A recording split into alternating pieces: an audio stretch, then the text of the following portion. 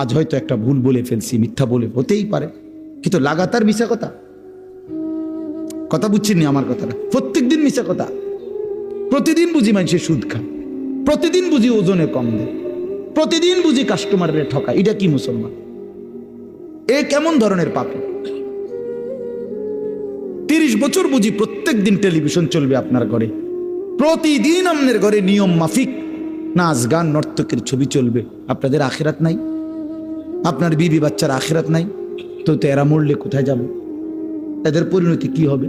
আর আমি বাবা হিসাবে, অভিভাবক হিসাবে কি দায়িত্ব পালন করলাম?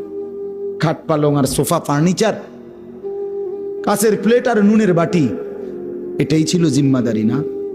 একজন মুসলমানের দায়িত্ব তার স্ত্রী সন্তানের জন্য এই শুধু খাট পালং আর সোফা ফার্নিচার ব্যবস্থা করা, এই তো না? বলেন না বাবা, বলেন তো কি দায়িত্ব ছিল? কোরআন শরীফ